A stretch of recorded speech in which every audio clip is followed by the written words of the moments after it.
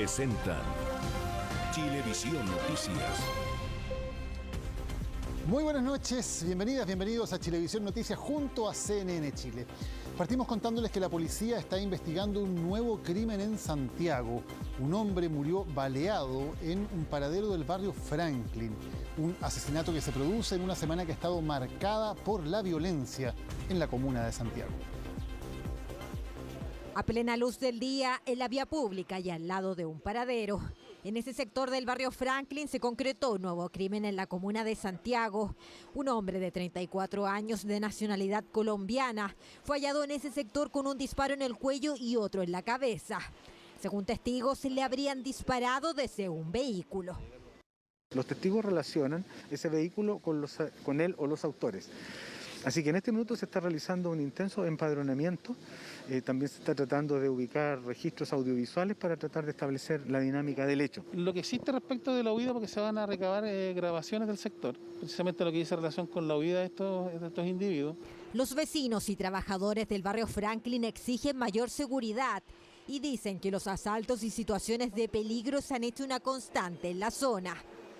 Y escuchamos el estruendo, no, fue el balazo, y de ahí miramos y justo una persona se subió al auto, un auto azul.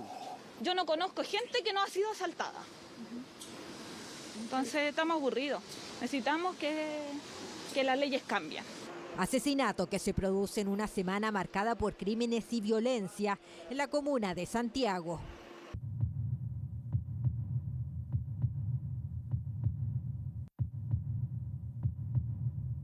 El martes, un hombre quedó en riesgo vital tras recibir un disparo en la cabeza en el portal Fernández Concha, mientras que otro sujeto fue hallado calcinado también en el centro de la capital.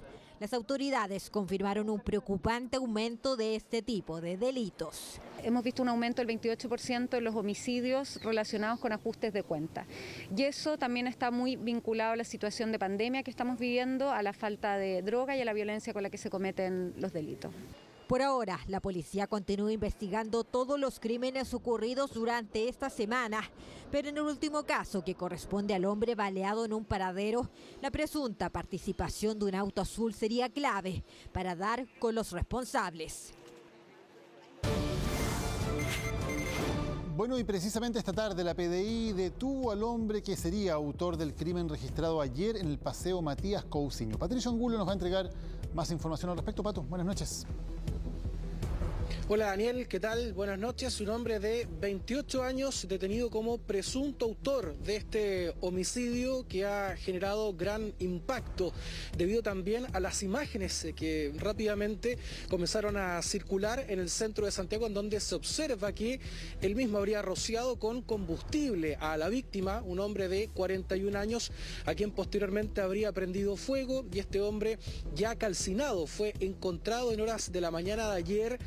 Y esto alertó inmediatamente a las policías. Se realizó una investigación que ha permitido rápidamente la detención de este hombre, quien mantiene condenas por diversos delitos, y de acuerdo a lo que se ha señalado ya, al menos la información que hemos podido acceder de manera preliminar, estas dos personas, tanto víctima como victimario, habrían mantenido algún tipo de vínculo sentimental, algún vínculo amoroso, habría ocurrido alguna discusión, y posteriormente este hombre entonces le arroja este combustible y habría prendido fuego, ocasionándole posteriormente la muerte a esta situación. Por lo tanto, este hombre ya ha sido detenido y va a ser formalizado ya en horas de mañana en una audiencia programada por el delito de homicidio simple, en donde se le van a comunicar los cargos y también se van a exponer los antecedentes por esta investigación. Gracias, Patricio. Buenas noches. Buenas noches. Y profundizamos en una información que también les entregamos anoche. Ellos se habían ganado un proyecto del Serviu para dejar como nuevos sus departamentos, pero la lluvia y la falta de previsión de una empresa constructora los dejó con todas sus pertenencias dañadas. Tenemos el televisor que ya no funciona, que se mojó entero. Esta es la habitación donde nos mojó la cama, el colchón está completamente mojado. Son los daños materiales que causaron las lluvias de este miércoles en 24 departamentos de la Villa Juanita en el sector de Bajos de Mena. Una noche en vela pasaron Bernardo Arenas y sus vecinos con frazadas y colchones mojados luego de que la constructora a cargo de las mejoras en las viviendas retirara el techo justo 2 días antes de que llegaran las precipitaciones. Nosotros conversamos con ellos porque había probabilidad de lluvia, qué iba a pasar con la lluvia. Nosotros pensábamos que inmediatamente iban a poner cubierta, alguna plancha, algo para el frío. Parece que pusieron el nylon mal y se los fue todo el agua para el fondo de las habitaciones mojándose. Hace más de un año que los vecinos postularon a un proyecto del Serviu para mejorar sus viviendas. Las obras comenzaron en abril en cocinas y baños y el lunes la constructora San Sebastián intervino los techos, no previendo la cantidad de agua que caería. Me lloví toda, me salía agua por el califo, me salía agua por las paredes. Esto lo puse hace poco, yo arreglando mi casa, porque igual uno quiere tener bonita su casa. ¿Y de qué me vale ahora si está todo perdido? Mañana va a llover y como tú puedes ver, recién están en el de al frente, ni siquiera en el mío acá. Hay que ponerse en el lugar de las personas y yo, es una voz de reclamo, una voz de llamar la atención un poco, de que no porque vivimos en Bajo de Mena, también hay gente acá digna y que merece respeto.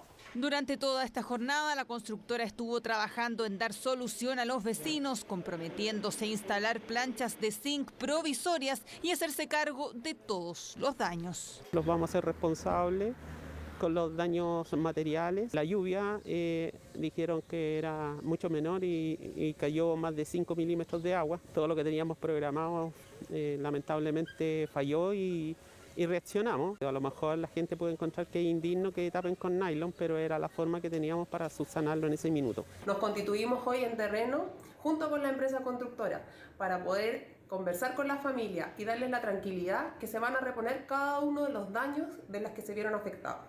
Estaremos supervisando e inspeccionando para que estas situaciones no se vuelvan a repetir. Es lo que esperan los vecinos de Bajos de Mena, quienes ahora temen una lluvia más intensa que la de ayer.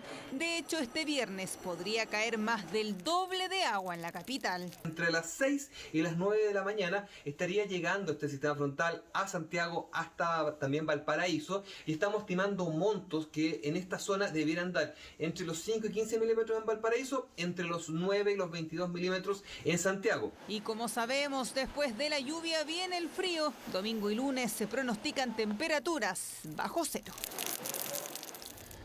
Un fallo unánime de la Corte de Apelaciones obliga a vacunar a un niño pese a la oposición de sus padres. La decisión se tomó tras establecer que prima el interés superior del menor de edad.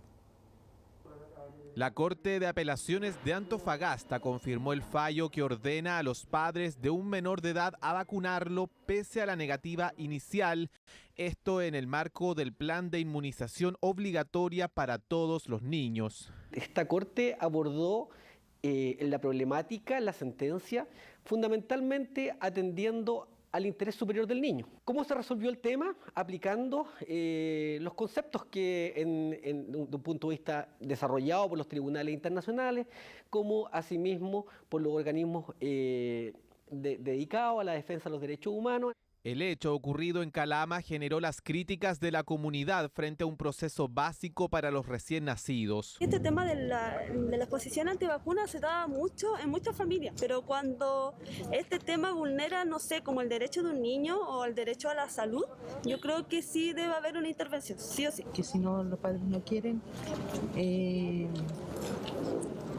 tuviera que intervenir alguna otra entidad. El Plan Nacional de Inmunización es fundamental y universal según el Ministerio de Salud para brindar a los recién nacidos las vacunas necesarias. Ante cualquier negativa por parte de los padres, los servicios de salud están obligados a notificarlo. Son vacunas que salvan vidas, están indicadas para todos los niños hasta el momento menores de 6 años y además son gratuitas. Las vacunas tienen un doble objetivo, es la inmunoprevención individual, es decir, que en este caso el recién nacido cuente con un sistema inmunológico preparado para enfrentarse en el caso del contacto con estos microorganismos, y por otra parte que todos los niños, ¿verdad?, puedan adherirse a esta vacunación, genera de alguna manera la erradicación de las enfermedades. De ahí la importancia de aplicar a todo recién nacido el plan de inmunización,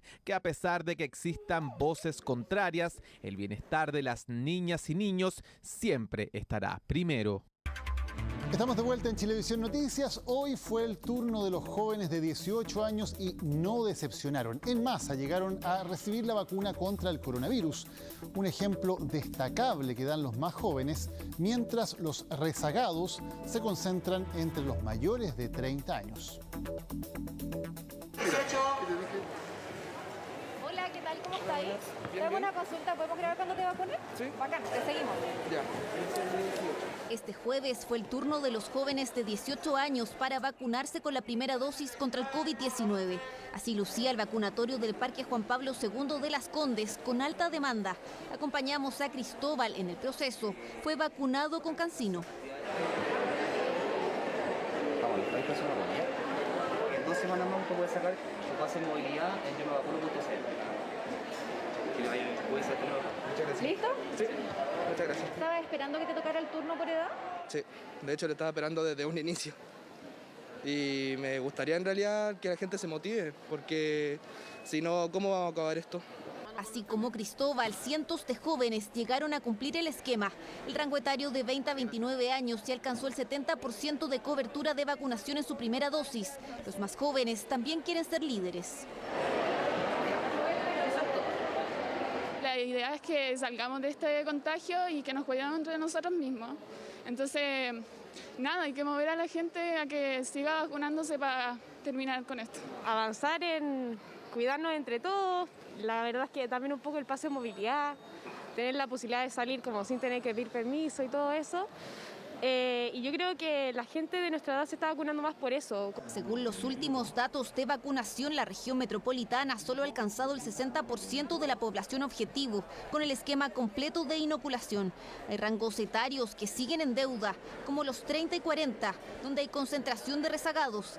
En este vacunatorio, la zona para rezagados estaba vacía, imagen que se contraponía con la alta participación de los más jóvenes. Me demoré como una semana más, fui de la rezagada.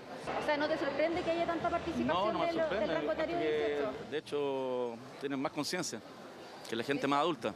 Si miramos acá... Para mí algo generacional. La buena noticia es que los jóvenes de 18 años, al menos ya el 24% tiene una dosis. Cuando vamos a ver los de 19 años, al menos el 51% ya tiene una dosis, y a los 20 años ya llegamos al 65%.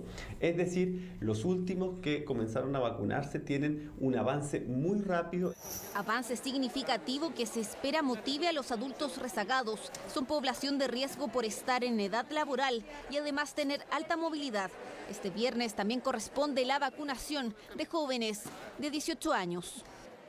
Bueno, y sin duda esta confirmación de la llegada de la temida variante Delta a Chile marcó la discusión hoy día en el Parlamento. ¿Por qué? Porque el Congreso tenía que decidir si extendía o no el estado de excepción. Finalmente la medida, pedida por el gobierno y respaldada por la oposición, pero con los votos en contra de la UDI, fue aprobada. Ahora queda en manos del Ejecutivo si el toque de queda se acorta, se extiende o se elimina. Si se mantiene tal y cual está hasta el día de hoy, nosotros no lo vamos a aprobar. La advertencia ya estaba sobre la mesa y con esa mochila llegaba el gobierno al Congreso. Era el momento para comenzar a debatir, aunque la lectura jugara una mala pasada. Voy solamente a anunciar cuáles son algunas de las externalidades del toque de queda, de la excepción constitucional. Pasado el desliz, llegó el momento de comenzar a debatir. Estamos en condiciones óptimas de decir, bueno, las herramientas van a ser distintas. Pero tal como lo decía el ministro Osa, la situación puede cambiar y necesitamos estar preparados para cuando esa situación pueda cambiar. Y con un argumento que se sumó a última hora. Les quiero anunciar que oficialmente hemos confirmado ya la presencia de una paciente con variante Delta proveniente de Estados Unidos. ¿Las fronteras no estaban cerradas? No sé, me pregunto yo. El gobierno salió a repetir que el estado de catástrofe es como una caja de herramientas y yo no me voy a negar a entregar esas herramientas. Tenemos que ser muy claros. Ni la mejor caja de herramientas del mundo sirve cuando el maestro a cargo del arreglo es incompetente. Pero faltaba algo más. Hasta aquí habían dudas sobre el resultado de la votación y por más que se hicieran intentos por convencer hasta el último minuto, desde la UDI solo confirmaron sus puntos. No me parece que hoy día, sin toda la información y teniendo además un espacio de 6 días para poder tener esta discusión, yo prefiero no firmar ese cheque en blanco hoy día. Y mientras se producían discusiones en una esquina de la sala, sin puntos de encuentro y más distantes que nunca entre la UDI y el gobierno, desde la oposición llegaba lo que no se conseguía con el gremialismo, incluso con algunas sorpresas. La bancada de la Democracia Cristiana en forma unánime ha definido aprobar la mantención de este estado de excepción constitucional. Yo, si bien me inclino en principio a votar a favor porque me parece importante mantener los beneficios sociales, creo que es importante que tengamos más tiempo porque el toque de queda, tal como está pensado hoy día, no se justifica ni sanitaria ni económicamente. Afirmativa 93 votos, 38 en contra y 6 abstenciones. Aprobado. Finalmente la UDI cumplió. Su rechazo fue prácticamente en pleno y a pesar de eso se aprobó. Todo pasaba al Senado y a pesar de que se negoció hasta el último minuto, nuevamente el apoyo del gremialismo fue solo un portazo. No creo que esto sea simplemente seguir con un sistema que ha mostrado algunos efectos, pero también no ha sido suficiente para enfrentar el nivel de lo que hemos vivido. Yo al menos no voy a aprobar. Discúlpenme, pero yo no les creo. La experiencia ya nos ha enseñado mucho que lo que se dice a veces no se hace, lo que se promete no se cumple. El gobierno nos ha fallado más de una vez. Y a pesar de todo esto... ¿Se da por aprobado entonces el oficio de su excelencia el presidente de la República? Sí, la oposición se cuadró con el gobierno. El estado de excepción se mantiene hasta el 30 de septiembre y el toque de queda estará en las manos del gobierno si se acorta, se extiende o simplemente se acaba. Se encontró con una persecución y se bajó del auto para ayudar a carabineros. Es la historia de un ex policía que frustró un portonazo y ayudó a la detención de un delincuente. La rabia que tenemos todos acá es la delincuencia. No la pensamos 2 veces.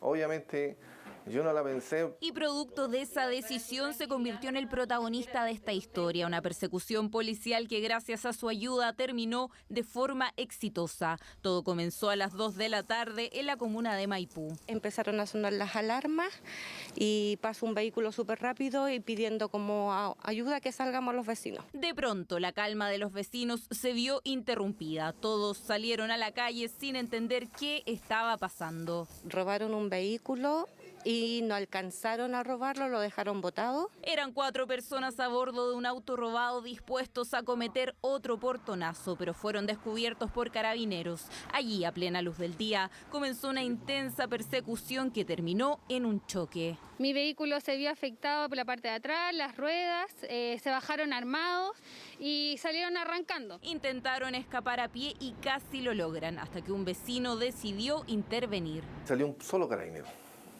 a la siga de ellos. Y bueno, en ese momento cuando uno lo vio, al carabinero solo, yo le dije a mi hija, vamos a ayudarlo.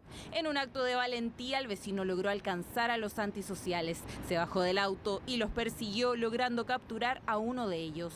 Inmediatamente los funcionarios policiales detuvieron a otros 2 que intentaban escapar. Él retuvo uno acá a la vuelta, él lo retuvo. Y creo que uno de ellos, de los delincuentes, andaba con una herramienta que le pegó a uno hasta incluso a un carabinero. Yo no hice nada, yo soy menor de edad, soy menor de edad. Y toda la gente le grita ahí que son de facultad para cometer algún delito. Efectivamente, los delincuentes eran menores de 15 y 16 años. 3 fueron detenidos, pero uno logró escapar y lo hizo escondiéndose debajo de un vehículo. Después nosotros acá en el grupo le dimos las gracias porque en una forma heroica vino a ayudarlo, se expuso. No se considera un héroe, pero asegura que lo volvería a hacer. La razón tiene que ver con una larga trayectoria dedicada precisamente a este tipo de situaciones. Por 30 años, este hombre fue parte de la institución policial. Puse en peligro quizá un poco a la familia, pero ver a un colega solo, quizá con 3 tipos, porque la ayuda no iba a estar en el momento. Gracias a su intervención, los 3 sujetos fueron puestos a disposición de la justicia. Un acto de generosidad con los vecinos, pero que se recomienda evitar. Al proceder a una situación como esta, la verdad que la persona está arriesgando bastante su integridad física. Sobre todo si está la policía ya en esas condiciones, haciendo esta persecución, dejar que la policía lo haga porque ellos están preparados para ello. Afortunadamente en este caso, este hombre contaba con años de experiencia. Yo pienso que la gente que actúa o hace algo, no piensa porque vamos a ser héroes, sino porque actuamos por iniciativa, por rabia quizá. Acto heroico que en esta ocasión frustró los planes de un grupo de delincuentes, pero que por ningún motivo se recomienda imitar. Ya entró al Congreso un proyecto que busca tipificar el delito de explotación sexual infantil comercial, lo que actualmente se califica como prostitución de menores. La idea es dejar en evidencia que se vulneran los derechos de niños, niñas y adolescentes, casos que en su mayoría se dan con menores de edad que dependen de la protección del Estado.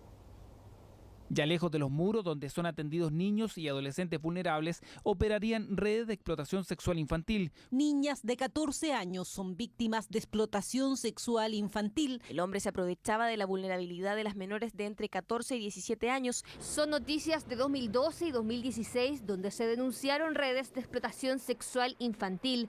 Nunca se puso en duda que es un delito, pero hasta ahora la ley no lo tipifica de esa forma y recién con este proyecto se busca cambiar. No aceptamos que se hable de prostitución infantil, porque en verdad no hay ningún niño, niña o adolescente que se quiera prostituir. Lo que hay ahí es explotación sexual comercial, donde estos niños, estas niñas son víctimas, en donde se les vulneran sus derechos.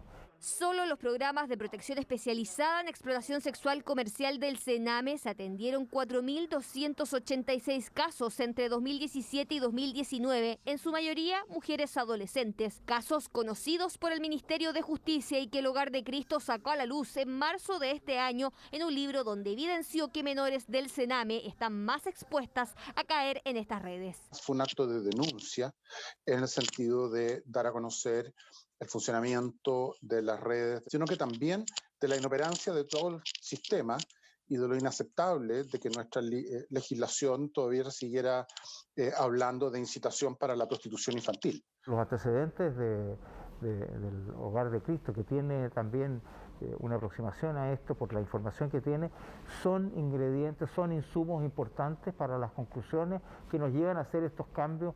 Puede que el cambio sea solo de palabras en el Código Penal, pero ya no se hablará de prostitución infantil, sino de explotación sexual comercial, concepto que cambia cómo la justicia aborda los miles de casos que existen en Chile. Y que además permita visibilizar la necesidad de avanzar como país no solo en la prevención de este delito tan grave, sino que también en la persecución penal efectiva. La firma del proyecto que sanciona los delitos de explotación sexual comercial en contra de niños, niñas y adolescentes es solo el primer paso, dicen algunos. La discusión en el Congreso Nacional podría abrir la ventana para cambiar las penas, que en este tipo de casos ya son altas e incluso llegan a presidio perpetuo. Estamos de vuelta en Chilevisión Noticias para contarles que la justicia australiana dio luz verde a la extradición hacia Chile de Adriana Rivas, ex agente y ex secretaria de quien fuera el director de la DINA, Manuel Contreras. Está acusada de participar en el secuestro y desaparición de 7 militantes del Partido Comunista. La tortura existió desde que yo tengo uso de razón en Chile. Siempre existió. Todo el mundo sabía que tenían que hacer eso y quebrar a la gente de alguna manera, porque los comunistas son cerrados. Es Adriana Rivas, exsecretaria de Manuel Contreras y exagente de la DINA. Se encuentra detenida en Australia y su regreso a Chile está más cerca que nunca para enfrentar a la justicia. ¿Para qué estamos con cosas? Era necesario.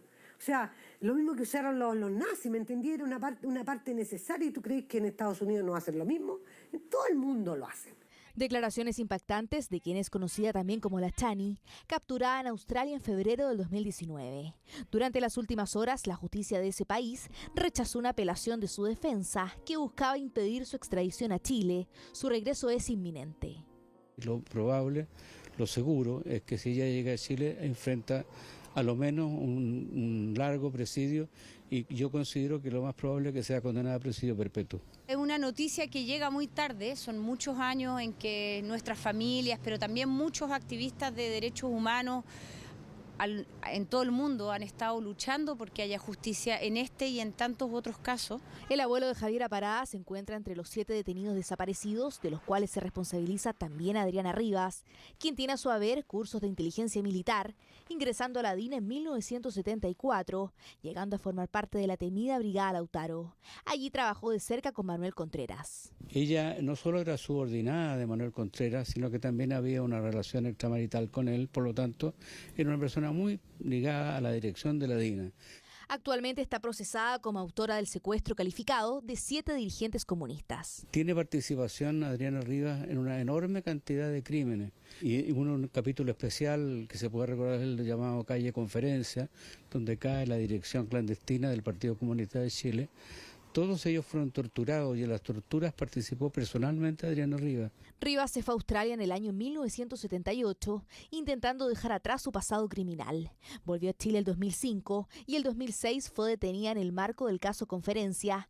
Luego salió en libertad provisional y, aprovechando ese beneficio, huyó a Australia en 2011. Bueno, por el hecho de haber sido secretaria y dirigente de la DINA, su participación es prácticamente en la inmensa mayoría de los crímenes. Tras la resolución de la justicia australiana, los querellantes y familias de las víctimas esperan su pronto regreso a enfrentar los cargos formulados por los tribunales chilenos.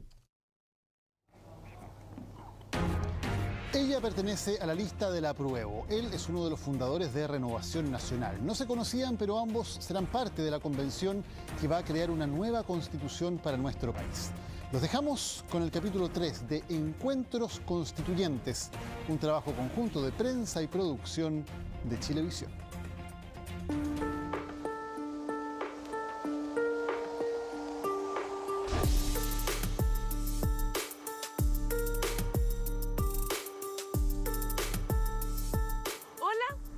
Gallardo Prado, constituyente electa por el Distrito 8.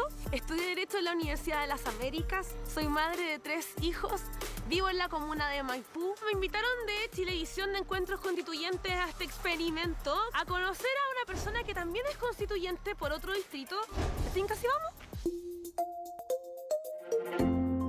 Soy Raúl Celismont. Fui elegido convencional constituyente por el Distrito 7, que agrupa las provincias de Valparaíso, San Antonio e Isla de Pascua. Partiremos a Santiago a conocer a otra convencional constituyente. En pocos minutos más cumpliremos con esta cita a ciegas.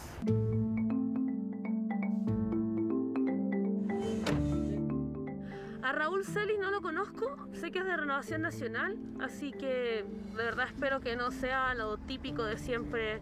En realidad voy un poco con la mente abierta. A Bessie Gallardo no la conozco, algo he leído de su historia. Me parece una persona interesante. Estoy absolutamente de acuerdo con la adopción homoparental. Los niños, niñas y adolescentes merecen una familia que los ame. No importa si son 2 mamás o 2 papás. El amor suma y no resta. Creo que lo ideal es que la adopción sea por parte de un padre y una madre. Yo prefiero un sistema semipresidencialista. Hoy día tenemos un sistema presidencial hiperpresidencialista en donde el presidente se ha vuelto, entre comillas, un pequeño rey y sus ministros una corte de este pequeño rey. Es evidente que no estamos en un hiperpresidencialismo porque hoy día el Ejecutivo es poco lo que puede hacer. En la práctica está gobernando el Legislativo.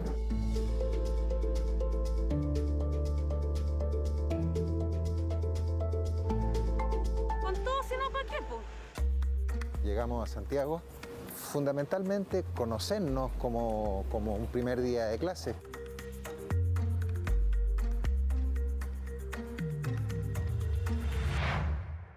Soy Bessie Gallardo Prado, fui la única electa de la lista de la PRO en el Distrito 8. Hola Bessie, mi nombre es Raúl Celis, soy abogado, tengo 58 años, vivo en Viña. Yo fui fundador de Renovación Nacional el año 87. Me gusta, intento, por la profesión también, de llegar siempre a acuerdos, pero lo que más me preocupa es tener un país sano, un país donde la democracia se fortalezca y no se debilite como a mi juicio ha pasado en los últimos años. El 19 de junio del 2017, La persona con la cual yo me casé, don Fernando Rodríguez Aróstegui, falleció en la clínica Ciudad del Mar, en Viña. Sí. Falleció ahí porque en el Hospital Van Buren de Valparaíso no habían camas UCI. Mis hijos quedaron sin papá porque el sistema de salud no es lo suficientemente fuerte para salvar a alguien de una neumonía, de una cuestión que es absolutamente evitable. Mucha gente muere así, por cuestiones evitables, porque no hay una buena atención de salud. Por eso la gente tenía rabia el 18 de octubre, porque mientras los tecnócratas se preguntan cómo vamos a aumentar o disminuir los impuestos, nosotros buscamos cómo vamos a darle de comer a nuestros hijos. Que tú hoy día seas constituyente, a nosotros nos costó vidas humanas. Esto no fue buena voluntad. Fue gracias a todo un país que dijo ya estamos cansados. No son 2 años en donde la democracia fue débil. No. Han sido los 2 años más democráticos de los últimos 40 años. Porque por fin se escuchó la voz de la gente. La historia de Bessie me pareció sumamente interesante, lo que le ha significado criar a sus 3 hijos, y sigue estudiando en circunstancias que son difíciles, especialmente después de haber enviudado. Creo que es un mérito enorme y yo espero que le vaya muy bien en su examen de grado que espera dar a fines de este año. Yo fui intendente entre los años 2010 y 2014. En el 2013 denunciamos un fraude afectaba a personas de derecha, a personas de gobierno. Reacción de los consejeros, no intendentes, por ningún motivo, no haga tal cosa, ¿para qué? Que salga por la puerta ancha. Esto no es negociable, lo siento mucho, yo sigo adelante.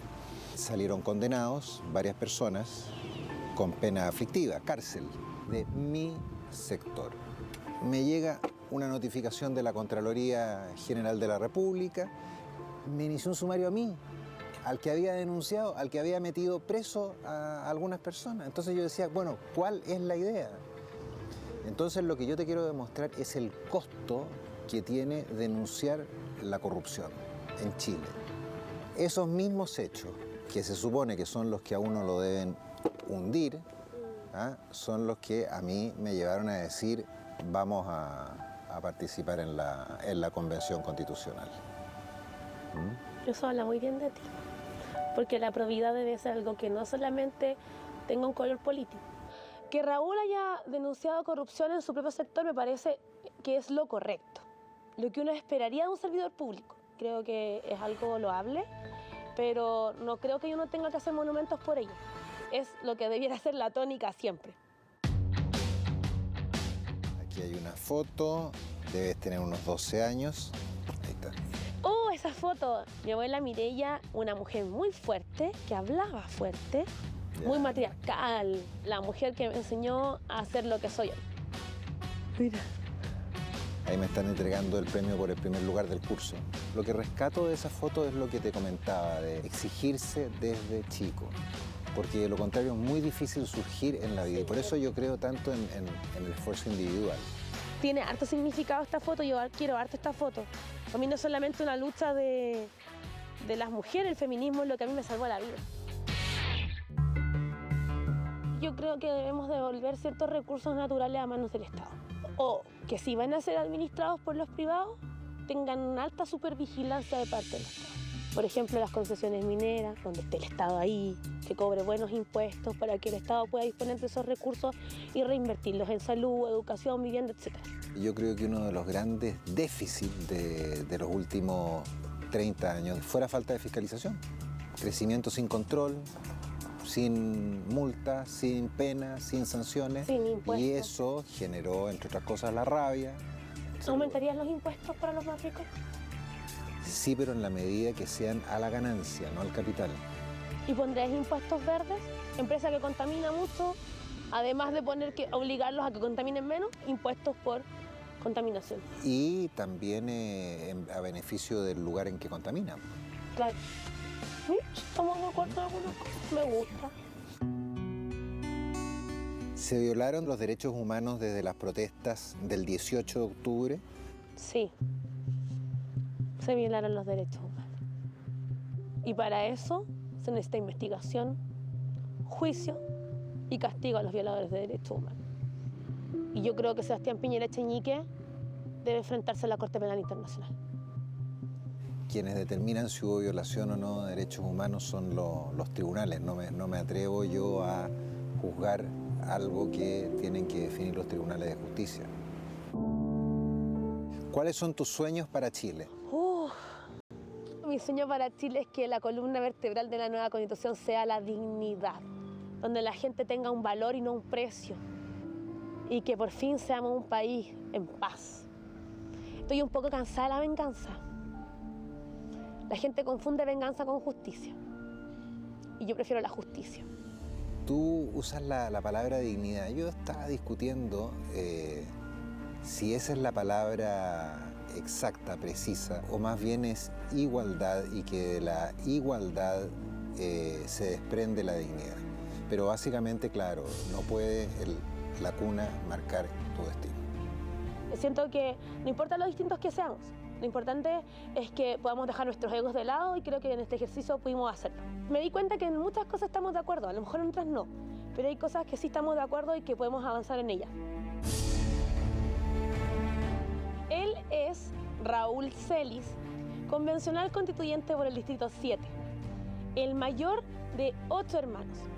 Su sueño para Chile es primero que nos pongamos de acuerdo en el reglamento de la convención y además que tengamos una nueva constitución en igualdad y dignidad, en donde no importe tu cuna, sino tu valor como persona. Me sorprendió la tenacidad que haya tenido para superar diversas adversidades. Han sido numerosos los aspectos donde me ha sorprendido la historia de vida de Bessi. Les presento a Bessi Gallardo, constituyente por el distrito número 8. Bessi es egresada de Derecho, madre de 3 hijos, y su sueño para Chile es una constitución donde el elemento fundamental sea la dignidad de todas las personas.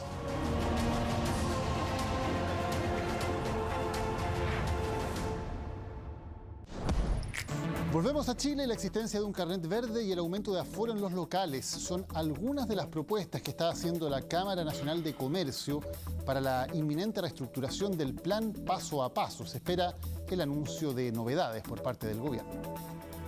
Han cerrado alrededor de 15 locales, pero deben haber otros 15 o 20 con problemas serios económicos. Es la realidad que viven 30 pymes de un total de 50 que forman parte del Paseo Santa Filomena en Patronato. La pandemia ha golpeado fuerte al comercio. De hecho, este barrio, ubicado en la comuna de Recoleta, solo ha abierto al público en total 4 meses y medio desde que comenzó la crisis sanitaria en nuestro país en marzo del año pasado. Este año tuvimos un cierre de 2 meses. Después hubo una apertura de fase 2 por 3 semanas y ya llevamos la tercera semana cerrado de nuevo. Esto es una catástrofe económica para todas las pymes. Esto no resisten más. Crisis sanitaria y económica que ha afectado directamente a este importante sector de la economía. De ahí que la Cámara Nacional de Comercio planteara a las autoridades de salud la posibilidad de reabrir locales en todo Chile, pese a las cuarentenas, bajo una serie de normas sanitarias. Creemos que se debe desarrollar de manera urgente el carnet verde, el que puede generar diversos incentivos para quienes asistan a nuestros locales. También la posibilidad de ampliar los aforos para no tener que llegar al extremo de suspender los contratos de los trabajadores es una buena medida. Propuesta que sin duda entusiasma a los comerciantes. La idea de un carnet verde enfocado en el comercio podría incluir incentivos como filas especiales para un mejor acceso u ofertas para quienes lo tengan. La verdad que cualquier oportunidad que permita que las pymes de alguna manera trabajen es un beneficio. La verdad que hay que esperar el lanzamiento de estas nuevas medidas. Nosotros estamos invitados mañana a la mesa con el presidente, a La Moneda. Vamos a ver de qué forma nos favorece. Los consumidores, en tanto, tienen opiniones divididas sobre la propuesta, pues temen por el riesgo sanitario. Lo que tenemos que hacer es estar en las casas y que haya más control en la calle, más carabineros, más militares. De caso contrario no tenemos ninguna alternativa. Yo creo que sí, porque está afectando mucho a la gente y la gente necesita salir a trabajar. Y por el tema de la psicología, digamos, para que la gente esté más tranquila. Mientras que el comercio no esencial continúa sujeto a las medidas del actual plan paso a paso del MinSal. Hay lugares de entretención y esparcimiento que han vuelto a abrir sus puertas al público. Este jueves lo hizo el teleférico con aforo reducido y la entrada se debe comprar vía internet. El horario de funcionamiento va a ser entre 10 de la mañana y las 17:45 de todos los días. Normalmente va a estar abierto de martes a domingos y también los días festivos. En el Parque Metropolitano también a partir de este fin de semana estarán abiertas la Terraza Bellavista y el Santuario de la Virgen. Les recordamos que a partir de las 10 de la noche Chilevisión está autorizado para transmitir programación para mayores de 18 años. Les vamos a contar ahora que un grupo de carabineros de Franco protagonizó un grave accidente en Plaza Italia. Manejaban a toda velocidad, en estado de ebriedad y además durante el toque de queda. Un auto totalmente destruido, pérdida total. Plena calzada en medio de Plaza Italia lleno de uniformados. No se equivoque, no se trata de una manifestación. El vehículo fue protagonista de un grave accidente de tránsito. Sus ocupantes, incluido el chofer que conducía en estado de ebriedad, eran carabineros de la 19ª Comisaría de Providencia que estaban de Franco. Al constituirse carabinero, pudo percatarse que se trataba de que los ocupantes que transitaban al interior de este eran funcionarios de Carabineros de Chile, los cuales resultaron con lesiones de mediana consideración. La alta velocidad del auto que transitaba de oriente a poniente, más el estado de ebriedad del conductor que marcó 1,10 gramos de alcohol por litro de sangre, son claves en la investigación.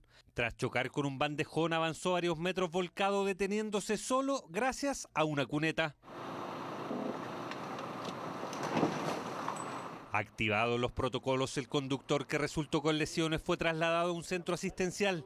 Respecto a sus acompañantes consultados por sus permisos para transitar en toque de queda, sin estar cumpliendo las labores propias de un carabinero, ninguno lo tenía. Las 5 personas se encuentran en calidad de detenidos por infracción al artículo 318 y vulneración al toque de queda. Es por esto que se tomaron medidas. Lo primero, un sumario a los 4 acompañantes que decantó en graves sanciones.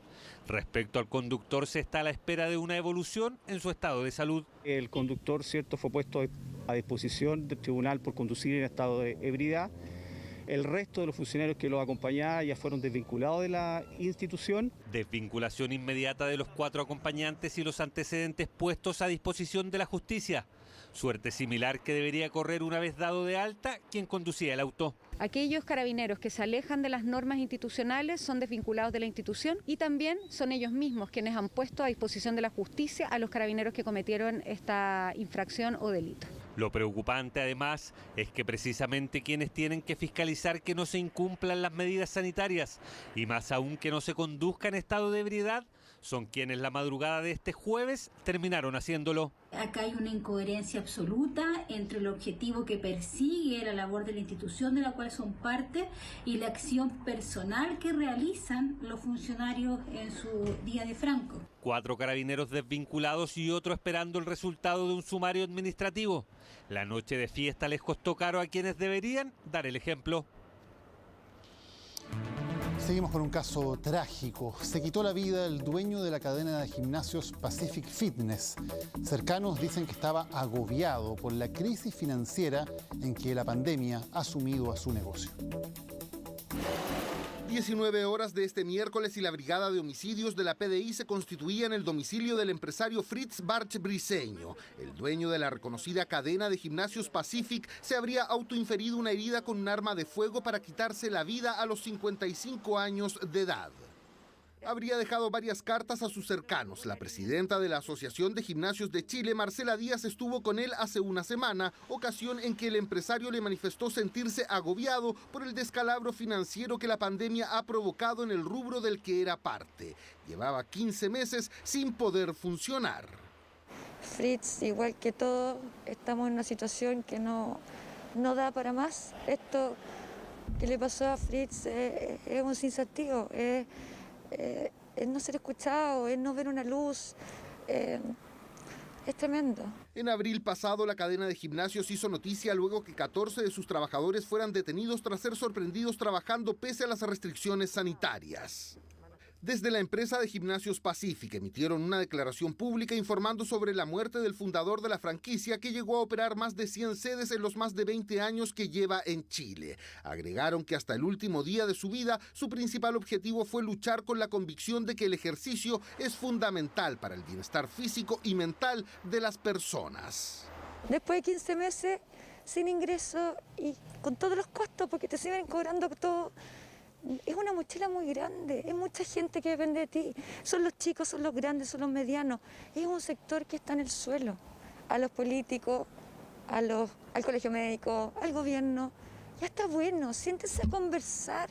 Los gimnasios han sido uno de los rubros más golpeados por la pandemia. En la Cámara de Comercio agregan que además entre los sectores más afectados por el cierre de sus fuentes de trabajo se encuentran también los restaurantes y hoteles, cuyo PIB cayó en un 34% este 2020. Como la pandemia aún está lejos de terminar, los economistas recomiendan a las empresas comenzar desde ya a evaluar los cursos de acción a seguir si la situación de funcionamiento llega a ser extremadamente compleja. Yo recomiendo ver la posibilidad de, en primera instancia, liquidar todas aquellas compromisos que tengan externos con la empresa, generar acuerdos a través de los proveedores y reevaluar la sostenibilidad financiera en el mediano y largo plazo en función de este nuevo escenario. Según sus cercanos, días antes de atentar contra sí mismo, Fritz Bartsch habría manifestado a varias personas sentirse altamente estresado, señales a las que los psicólogos llaman a estar atentos, sobre todo en épocas de crisis económica y social como la que atravesamos. Estamos al debe, por supuesto, en todas las políticas que pueden orientar a la prevención del suicidio. La nueva ley de salud mental podría ayudar un poco en eso. Sabemos que no es suficiente todavía. Las medidas sanitarias y las medidas económicas que el país está disponiendo no son suficientes todavía. El cuerpo del empresario fue trasladado hasta el servicio médico legal debido a la contingencia nacional. Su familia informó que los actos fúnebres serán de carácter privado. 77 migrantes colombianos y argentinos fueron expulsados hoy del país en el quinto vuelo de este tipo realizado por el gobierno.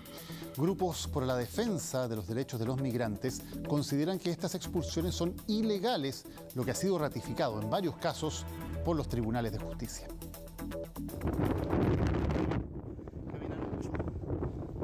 También sí. El frío y el viento arreciaban con toda su fuerza. Si bien parece la Antártica, no lo es. Se trata de la frontera entre Chile y Bolivia en la región de Antofagasta. Sin parcas ni nada que los protegiera del frío en esas extremas condiciones climáticas, un grupo de extranjeros ingresó ilegalmente al país, poniendo en riesgo su vida. Denominado Hito Cajón, 27 personas quedaron completamente aisladas por las intensas nevaciones e intensos vientos que ocurrieron en el sector. La labor no fue fácil, toda vez que el terreno se encontraba completamente aislado y bloqueado por las intensas nevaciones. Trabajo exitoso de carabineros en extremas condiciones de casi 20 grados bajo cero, en altura y caminando varias horas. Reflejo claro de que hay migrantes que están dispuestos a todo con tal de llegar a Chile. El ingreso clandestino es riesgoso, es peligroso. No es teoría. Hay personas que arriesgan su vida intentando ingresar clandestinamente a nuestro país. Tema que ha estado en el centro de la discusión pública prácticamente todo el año tras la masiva entrada de migrantes por Colchane, tras la cual el gobierno comenzó una serie de vuelos de expulsión que continuaron este jueves en Santiago. Hoy día se van a expulsar 77 extranjeros, principalmente ciudadanos argentinos y colombianos. 45 de ellos son expulsados judiciales, han sido condenados por tribunales por delitos tales como secuestro, tráfico de armas, tráfico de drogas e incluso robo con violencia. Como gobierno hay un compromiso de hacer cumplir la ley. Sin embargo, esta acción genera cuestionamientos. El gobierno, a detener estas expulsiones, la ONU hace un par de semanas ya planteó que se detuviesen inmediatamente estas expulsiones porque son colectivas e ilegales. Expulsiones que han tratado de evitar presentando recursos de amparo en favor de los migrantes. Uno de ellos fue acogido por la Corte de Apelaciones de Arica, cuyo fallo llegó mientras los detenidos eran llevados en bus a Santiago. El procedimiento de PDI fue parar el bus donde iban y dejarlos en medio de la carretera a la altura de Chañaral, muy lejos de donde ellos residen, donde fueron detenidos injustamente. Estos procedimientos no los podemos tolerar y creemos que es un acto inhumano. Fueron dejados inmediatamente en libertad en la ciudad de Chañaral, efectivamente, procurando de que tuviesen conectividad transversal, tanto en redes sociales como también de transporte, y sin dejarlos abandonados. De haber tenido algún antecedente, quisiera suspender su expulsión. Podrían haberlo presentado al momento de su notificación y no al momento de su detención. Incluso este jueves una comisión del Senado analizó la política de expulsiones del gobierno. Valoro que sea un primer paso, una primera instancia para revisar esta política de expulsiones colectivas del gobierno de Piñera. Se han dado argumentos suficientes para que también la Cámara de Diputados, en su rol de fiscalización, pueda al menos interpelar al Ejecutivo. Desde mi punto de vista, las expulsiones deben seguir. Polémica por expulsiones de migrantes que aparentemente no parece tener un pronto final. Apenas efectivas de cárcel fueron condenados los responsables de un violento robo a un local de videojuegos. Esta banda se caracterizaba especialmente por la violencia en sus delitos utilizando armas de fuego. El sonido al pasar bala en un arma es escalofriante, acción de amenaza inminente de un disparo. Así entraba esta peligrosa banda a asaltar locales del sector oriente.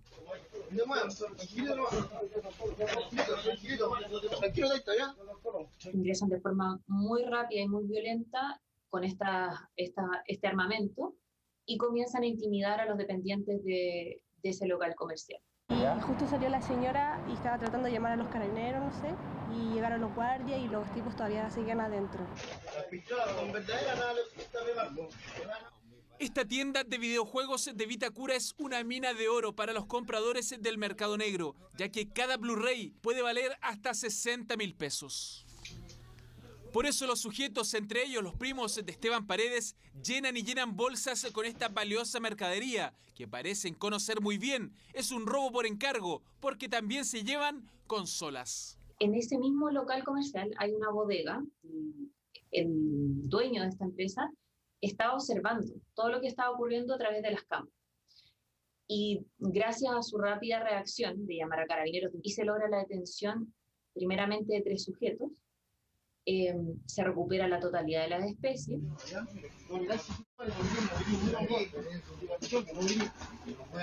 El robo fue exitoso, pero solo durante unos minutos, en los que dejaron aterrorizadas a sus víctimas. No solo fueron detenidos los 3 iniciales, luego se sumó un 4º implicado, y ya con pandemia, todos condenados a una pena ejemplificadora, particularmente un primo del futbolista Esteban Paredes. Él recibió 8 años y los otros 5 años y un día por el robo con intimidación.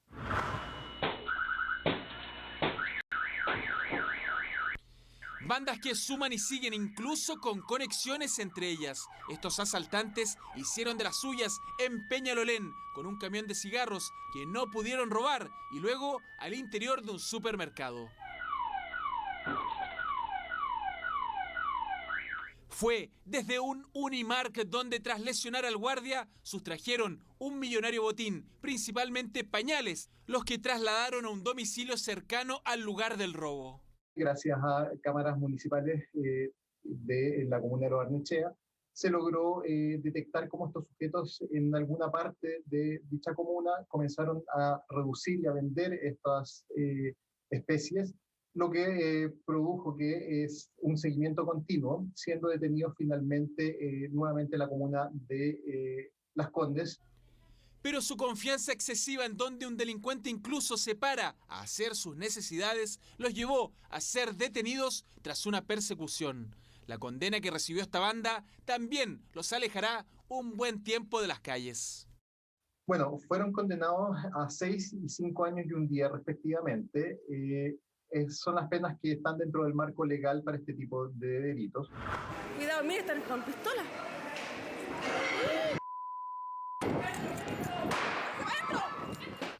Acá otra banda igual de peligrosa se abrió paso a disparos en el Mall Quilín, pero el nerviosismo hace que un delincuente pierda por momentos su arma. Osada, una locataria, trata de quitársela pero falla. Una tienda de telefonía era su objetivo, siempre especies a pedido de un sofisticado comprador. Smartphones y tablets eran saqueadas desde las bodegas. Escuchamos alrededor de 4 o 6 disparos. Nos dio mucho miedo, cerramos la tienda, nos resguardamos dentro del depósito. Tras su detención, otra condena de varios años caerá sobre esta peligrosa agrupación, la cual se dará a conocer la próxima semana.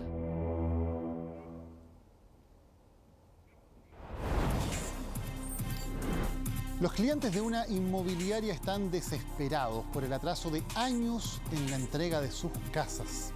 Mientras, los propietarios de casas de otro condominio acusan a los mismos responsables de graves fallas en las construcciones. Denuncian que sufren descargas eléctricas que ponen en riesgo la seguridad de sus familias.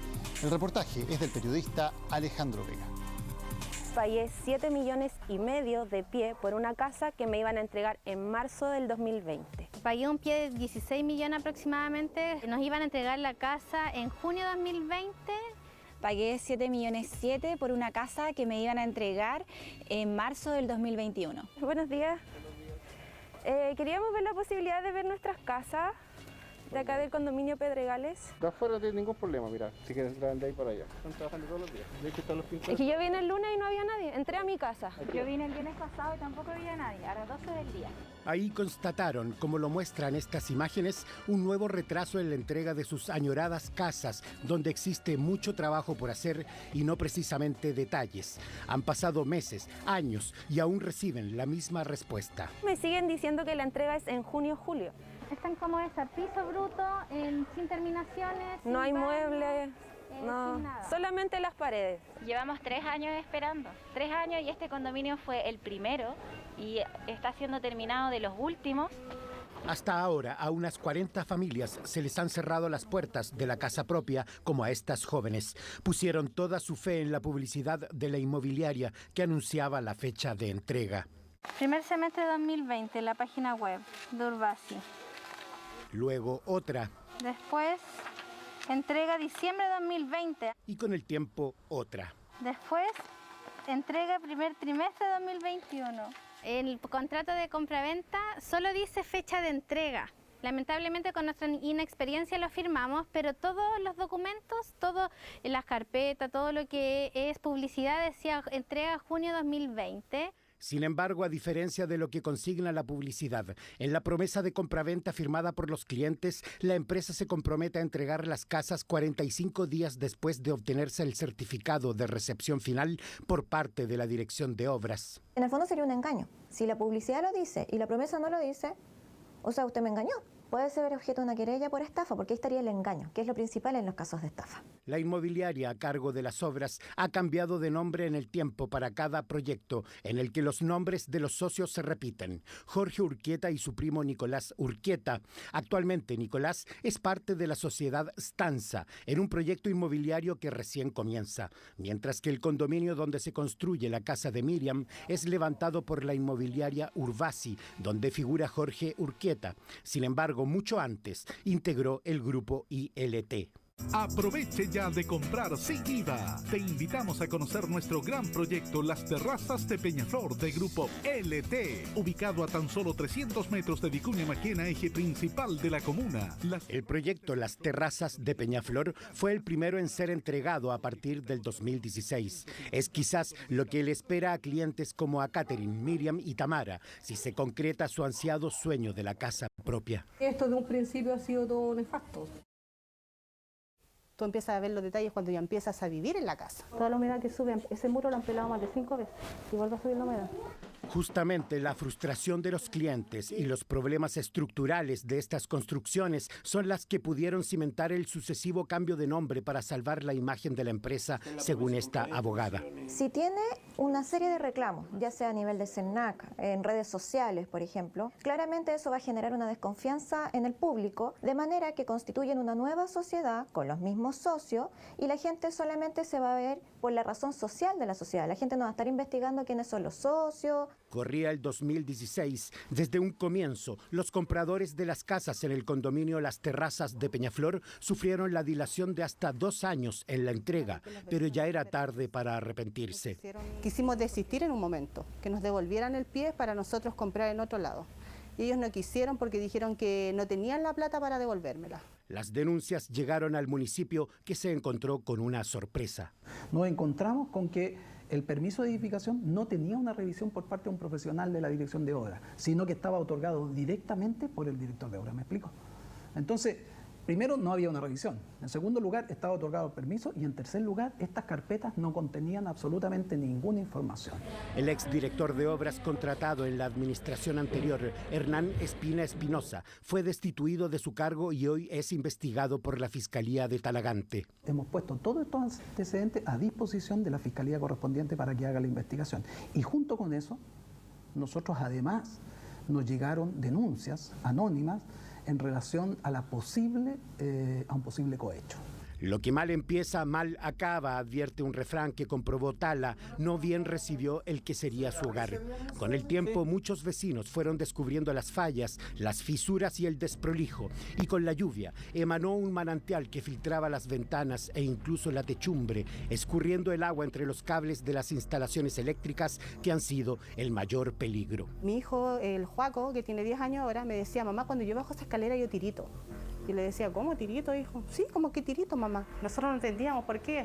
Y era porque estaba todo con corriente. Y un día venía duchado bajando y toca esto, gracias a Dios no le pasó nada. El vulco estaba pescando un cable que estaba pelado. Entonces, todo el vulco tenía corriente. Entonces, imagínate, gracias a Dios, el niño no quedó pegado ahí. Hay mucha deficiencia, los cables están sulfurados, no están bien hechos, no tenían cable de tierra. Nosotros nos juntamos con la inmobiliaria más de 5 reuniones y nunca llegamos a acuerdo, nunca cumplieron. En este poste de la niña le dio la electricidad. En ese poste le dio un golpe eléctrico. Tocó el poste. Chao. La señora Jimena es la abuela de la niña que pudo convertirse en la pequeña víctima de una tragedia.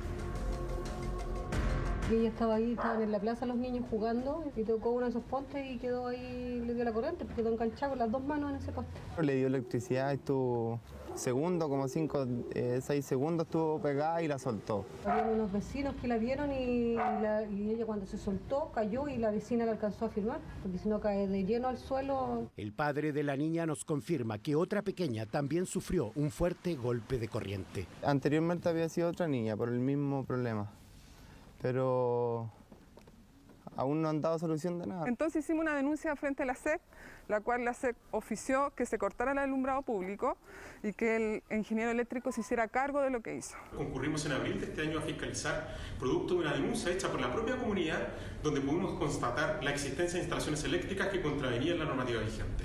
Razón por la que se instruyó nuevamente a la comunidad la desconexión de estas instalaciones, la normalización y la declaración. Ante la inacción de la empresa, la propia comunidad encontró una solución parche para no vivir a oscuras en estos tiempos de pandemia donde ha proliferado la delincuencia. Y nosotros, un vecino le puso esto para evitar que a los niños se le dé la corriente. Esto es como una protección. Y eso fue ¿Quién puso ese PVC? Los vecinos, un vecino. Casualmente, al otro día de nuestra solicitud de entrevista con la Superintendencia de Electricidad y Combustibles para saber quién debía subsanar el incumplimiento de la ley, fueron citados al condominio los representantes de la empresa y el técnico eléctrico certificado por la SEC, Luciano Donoso, quien fue el primero en llegar y aclarar el menudo problema. La instalación que está a mi cargo es lo que vemos hacia mano izquierda y hacia la entrada principal. Las 2 etapas siguientes o 3 etapas siguientes no tengo nada que ver porque yo no soy el declarador y no soy el instalador tampoco, porque yo no me puedo hacer cargo de algo que no hice yo. Es decir, la segunda etapa de la construcción a cargo de la inmobiliaria tuvo otro técnico. Toda instalación eléctrica, mejor dicho, tiene que ser declarada y tiene que hacerse responsable el que lo instaló. ¿Y esto fue declarado? No, las casas sí, pero el alumbrado y la distribución, ¿no? Después llegarían los fiscalizadores de la SEC, pero de los socios inmobiliarios ni rastro. Entonces ahora estamos parados, pues. Hay que esperar. ¿Podemos ver? ¿No hay gente de la constructora acá? No, no hay nadie. No hay nadie de la constructora. La otra vez también vine solo. Ya 2 veces que han sido citados y no se presentan. ¿Y después para acá? Se les citó, ellos no quisieron venir, bueno, ahora van a tener que dar las explicaciones correspondientes. La cámara pasa los cables gruesos, los de energía. De energía, y están con las prensas y las prensas peladas. Sí, es que para que la prensa hiciera buen contacto con el cable gordo grande, lo pelaron. ¿No tenemos cómo conseguirnos para abrir eso? No hay nadie en el comité. No. Ya. No quisieron hablar frente a nuestro equipo, pero reconocerían la gravedad de los hechos. Lo más grave que hay acá es que hay instalaciones eléctricas en servicio sin estar declaradas. Acá también hay un problema de fiscalización. O sea, si la respuesta de la SEC también dice que no tienen la cantidad de funcionarios para fiscalizar los trabajos que hacen. Eso es. Del problema inmobiliario pasamos a un serio problema de fiscalización que pudo evitar todo este cúmulo de problemas. Problemas que aún no saben si deberán enfrentar en el futuro los nuevos clientes de la empresa que hasta el día de hoy esperan sus casas. Con 1 millón de pie te llevas tu casa, con 1 millón de problemas. Los primos Urquieta no aceptaron ser entrevistados. En un comunicado aseguran que los retrasos en la entrega de los inmuebles y de la postventa son consecuencia de la pandemia y que tienen un canal de comunicación con los clientes. Clientes que ya preparan acciones legales. Casos que dan cuenta una vez más de una realidad que se repite en nuestro país, la falta de fiscalización y lo difícil que es para los consumidores poder proteger sus derechos cuando son abusados por una empresa. Un problema que se arrastra por décadas y que aún no se soluciona con una legislación efectiva en Chile. Vamos a otros temas. Se espera que pronto suban las tasas de interés de los créditos hipotecarios y economistas recomiendan que quienes estén analizando comprar una vivienda y puedan hacerlo, intenten concretar esa transacción dentro de este año. ¿Quiénes son los que logran acceder a las mejores tasas? Aquí lo vemos. San Miguel luce distinto al de hace unas décadas. El desarrollo inmobiliario está a la vista. Aquí creció Juan y aquí le gustaría tener su casa propia, pero convertir ese deseo en una realidad está difícil para él. Hoy en día es más caro que nunca. Hoy día estamos a la par de Providencia, Las Condes.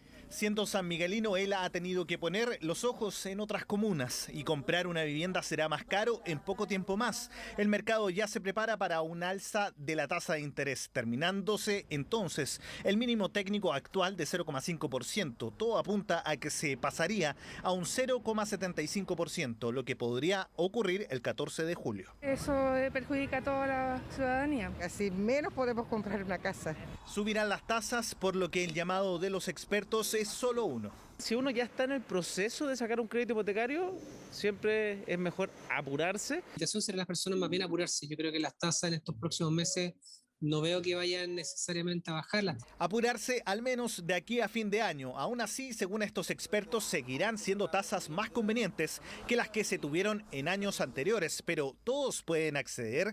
¿Quiénes realmente son las personas a las que los bancos les dan las tasas más bajas? Una persona que ya está en el ámbito laboral, trabajando con renta y ojalá tiene que tener más de un año trabajando, entre 25 hasta los 40 años. Uno ya puede todavía tener acceso a crédito fácilmente a 30 años, siempre y cuando no tenga deudas. Atención entonces con aquellos interesados de ese rango etario, porque podrían ser ellos quienes logren un crédito hipotecario con las más mínimas tasas. Eso si se apuran. Básicamente con mi perfil, si yo tengo ahorro, qué edad tengo, qué tipo de profesión estudié, qué tipo de contrato tengo actualmente, renta actual, y todo eso obviamente genera una tasa de interés que obviamente mientras esas condiciones sean económicamente más favorables, la tasa de interés va a ser menor. Otros interesados seguramente accederán a tasas que pueden ser mayores según cada banco. La recomendación es no cansarse de cotizar y comparar, aunque Juan, de tanto esperar para encontrar una vivienda en San Miguel a un buen precio,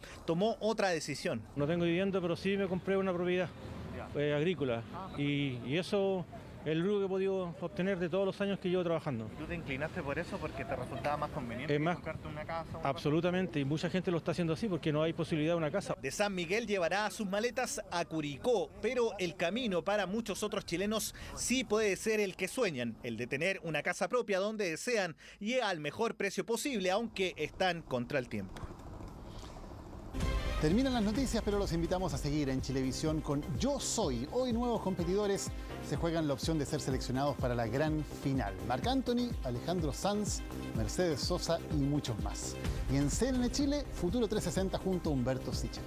Que estén muy bien, buenas noches, nos vemos mañana.